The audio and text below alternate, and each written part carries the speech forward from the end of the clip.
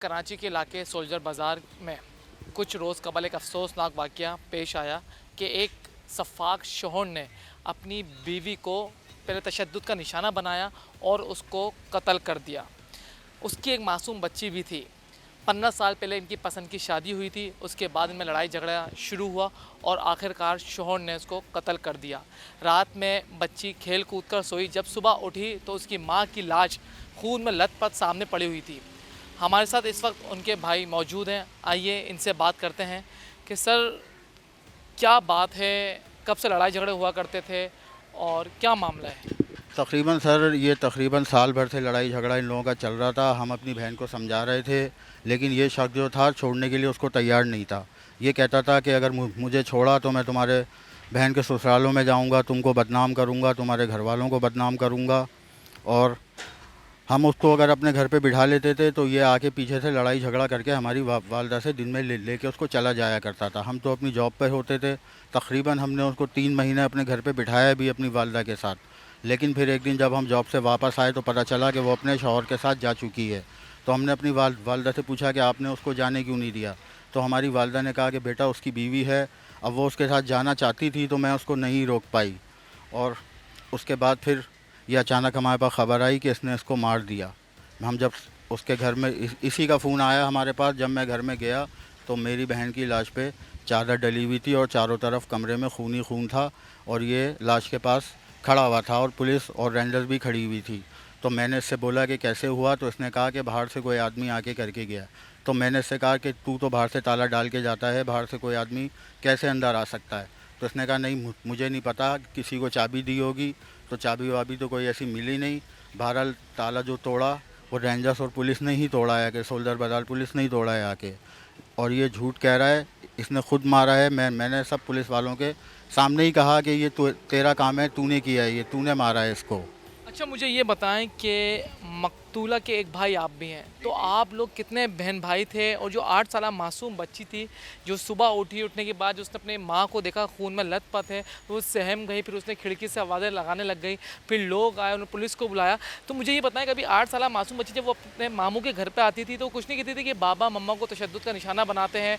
और आपको नशे का कब पता चला कि ये नशे का आदी है और ये तशद्दुद का निशाना बनाता था? क्योंकि पता ये भी चला है कि कोर्ट का चक्कर भी चला था कुछ। सर ऐसा है कि बच्ची आती थी तो अपनी नानी को ही बताया करती थी वो कि मम्मा पापा का झगड़ा होता है। लेकिन बस अब क्या बोलें इस बात पे कि नशे का तो हमें अभी तकरीबन 3 महीने पहले हमारी बहन ने बताया था। तो मैंने अपनी बहन से बोला कि बेटा इसको छोड़ दो, ये नशा कर रहा है, इसकी शक्ल सूरत भी नशेड़ियों वाली हो गई है। लेकिन ये हमारी बहन का पीछा छोड़ता नहीं था। कहता था कि अगर मुझे छोड़ेगी तो मैं तेरे को, तेरे घर वालों को, तेरे रिश्तेदारों को, सबको बदनाम करके रख दूँगा। तो वो डर के मारे इसको नहीं छोड़ती थी। तकरीबन मर्डर से 2 दिन तक वो वालदा के पास थी हमारी बहन, हमारे घर पे।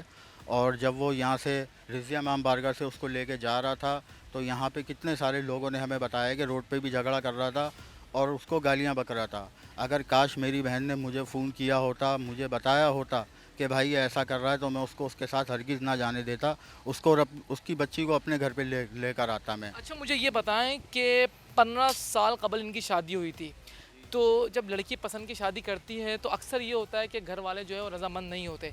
कहीं ऐसा तो नहीं था कि आप रज़ामंद ना हो, इसकी वजह से जो है वो आपको बताने में कतराती हूँ कि यार मैं अगर अपने भाइयों को बताऊँगी तो भाई यही बोलेंगे कि तूने पसंद की शादी की थी, जबकि हम नहीं चाहते थे कि यहाँ पर शादी हो? कुछ ऐसा था क्या मामला? जी बिल्कुल सर, आप ठीक कह रहे हैं कि जब इसके साथ में रिश्ता लगा तो मैंने, मेरे भाई ने, जब मेरे वालिद भी ज़िंदा थे, हम सब ने मना करा, मुखालफत करी। तो ये नहीं मान रही थी, ये अपनी ज़िद पे बज़्ज़न थी। और फिर उसके बाद हमने ख़ुद इनकी शादी करवाई और इनको रुखसत किया। हो सकता है जो आप कह रहे हैं वो ठीक है, ये हमको बताने से कतराती होंगी, ये सही कह रहे हैं आप। अच्छा, मुझे ये बताएं कि आप जब शादी हो रही थी तो इनका ज़ाहिर सी बात है जो मोहब्बत होती है उससे पहले, तो मोहब्बत कहाँ हुई? कहीं जॉब किया करते थे या गली में ही रहते थे? नहीं, ये इनकी मोहब्बत ऐसी हुई कि रिज़िया इमाम बारगाह में आते हैं जाते हैं, मजलिसें होती हैं, तो वहाँ पे इन्होंने उनको देखा, पसंद किया, तो यहाँ से इनकी मोहब्बत शुरू हुई। हम तो रहने वाले हैं यहाँ रिज़िया के और ये हैं रहने वाले न्यू कराची के। तो हमारा तो कभी वहाँ पे जाना भी नहीं होता। जो भी इनकी पसंद हुई वो यहाँ से इमाम बारगाह की तरफ से ही हुई थी। अच्छा मुझे ये बताएं कि जब शादी हुई, शादी के बाद जो है क्या मामलात बेहतर थे या उसी टाइम से लड़ाई झगड़े का सिलसिला शुरू हो चुका था? नहीं, तकरीबन 8 साल तक तो मामला बेहतर रहे। 8 साल के बाद तो इनकी बेटी की पैदाइश हुई, उसके बाद भी मामला बेहतर रहे। ये जॉब वॉब करता था, सही था। तकरीबन 3 साल से ये बिगड़ चुका था, बिल्कुल नशा करने लगा था। पहले ये कोई चरस वरस पीता था, लेकिन अब जो मुझे पता चला है ये आइस का नशा करता है। कोई सा नशा है आइस, वो नशा ये करता है। तो वो नशा करने के बाद ये पागल हो जाता है। इसने 2-3 दफ़ा अपनी बच्ची को भी उठा के ऐसे उठा के कमरे से बाहर फेंका, तो उसके बच्ची की भी चोटें वोटें आईं। तो हमारी वालदा वगैरह उसको हॉस्पिटल लेके गई, ट्रीटमेंट कराई, लेकिन हमारी वालदा ने ना मुझे ना मेरे भाई को बिल्कुल नहीं बताया इस बारे में। अगर बताया होता तो आज को ये दिन ना देखना पड़ता। अच्छा मुझे ये बताएं कि कमर आबदी उस दौरान क्या किया करते थे जब उनकी पतन की शादी थी? क्योंकि अभी तो पता चला है कि वो एक निजी मीडिया हाउस में जो है वो कैमरामैन की जॉब करते थे। उस दौरान जब इनकी मोहब्बत हुई तो उस दौरान ये क्या काम करते थे? उस दौरान ये था, उस टाइम ये शादी वगैरह में, फंक्शन वगैरह में मूवियाँ बनाया करता था, तस्वीरें खींचा करता था लोगों की। उसके बाद उसकी मीडिया में जॉब लगी थी। उससे पहले तो ये मूवी का काम करता था, मूवी मेकर जिसको कहते हैं। तो आपने क्या जो ये कातिल कमर आबदी है, सफाक आदमी, बदबख्त, जिसने अपनी बेटी जो सो रही थी और सुबह अपनी बेगम को कत्ल करके बाहर निकल गया, इसके घर वालों से रब्ता किया? इसके घर वाले कहाँ हैं? वो इसके वाले से क्या बोल रहे हैं कि अपने घर वालों से मिलता था ये? देखें, इसके घर वाले तो ऐसे हैं कि तकरीबन एक तरीके से भिखारी हैं वो लोग। एक भाई तो उसका फुटपाथ पे सोता है और एक भाई कहीं मस्जिद में सोता है। और एक भाई जाफ़र जो है, जिसका ये नाम ले रहा है, जिसके ये कह रहा है कि बच्ची को मैं कस्टडी दूंगा, वो अपनी ससुराल में रहता है। उसका ससुराल भी किराए का है, अपना घर नहीं है उन लोगों का। तो ये ऐसे लोग नहीं हैं कि मैं इनसे रब्ता करूं या वो मुझसे रब्ता करें। बेकार लोग, भिखारी लोग हैं ये। अच्छा मुझे ये बताएं कि 8 साल जो बच्ची है, मासूम बच्ची, उसका नाम क्या है? क्या वो स्कूल में पढ़ती थी? मुमतहना नाम है उसका, स्कूल में पढ़ती थी। फ़ीस ना होने की वजह से स्कूल से इन लोगों ने उसको उठा लिया था। अब मेरी बहन घर का किराया भी दे, बिजली गैस के बिल भी भरे, घर का राशन पानी भी करे, अकेले वो कहाँ कहाँ तक करती। तो उसके अफोर्ड से बाहर हो गया था, तो उसने उसको वहाँ से उठा लिया था। तो उसने मुझसे कहा था कि भाई आप इसको रखें और अपने घर की तरफ कहीं स्कूल में इसका एडमिशन करवाएं। इससे पहले ये सब हो पाता, इस कमीने ने उसकी, मेरी बहन की जान ही ले ली। अच्छा मुझे ये बताएं कि एक आदमी जो कातिल इल्ज़ाम तराशी कर रहा है मकतूला पर कि उसके कहीं ना कहीं चक्कर चल रहे थे, अफेयर्स थे, तो आप, एक ख़तरनाक सवाल है लेकिन जाहिर सी बात है अब वो नहीं है यहाँ पर, तो आप इसके हवाले से क्या कहेंगे कि वो झूठ बोल रहा है? क्योंकि अभी मेरी आपसे बात हुई है, तो आप क्या कहेंगे?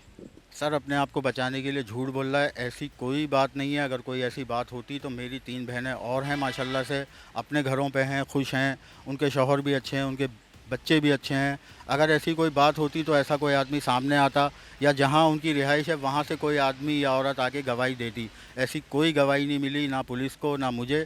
ये अपने आप को बचाने के लिए बिल्कुल झूठ बोल रहा है, मेरी बहन के ऊपर इल्ज़ाम लगा रहा है। ऐसी कोई बात नहीं है। अभी आप जो आपकी भांजी हैं, तो वो अभी इस वक्त कहाँ पर हैं और क्या उनकी तबीयत कैसी है? जाहिर सी बात है माँ उनसे जुदा हो गई है, जो दिन भर उनके साथ रहती थी, लाज़ो में पाला था। माँ का दर्जा बिल्कुल अलग है और छोटी बच्ची मासूम, जिसने अपनी माँ को सामने खून में लथपथ देखा है और खिड़की पर खड़े होकर वो लोगों को आवाज़ दे रही है, बेबस बिल्कुल। तो वो अभी बच्ची की सूरत हाल क्या है? बच्ची की सूरत हाल बिल्कुल भी ठीक नहीं है। सोती है तो सो के उठ के बोलती है कि मम्मा कहाँ है, मम्मा लेने आएंगी। तो लेकिन हमने उससे कहा कि नहीं बेटा, अब तुम्हारी मम्मा नहीं है, अब वो तुम्हें लेने नहीं आएंगी। अब हम ही तुम्हारे माँ बाप हैं और हम ही तुम्हारा ख्याल रखेंगे। उसकी बच्ची की कंडीशन बिल्कुल भी सही नहीं है। हमारे लिए उसको संभालना एक ज़रा मुश्किल वक्त आ गया है। अम्मी और मैं और मेरी वाइफ उसको संभाल रहे हैं। बच्ची की कंडीशन बिल्कुल भी अच्छी नहीं है। अच्छा मुझे ये बताएं कि आप अभी आपके क्या मुतालबात हैं और आपका राब्ता भी हो रहा होगा यकीनन थाने से, और उसने कबूल कर लिया है कि वाकई मैंने ही कत्ल किया, तो आपके क्या मुतालबात हैं?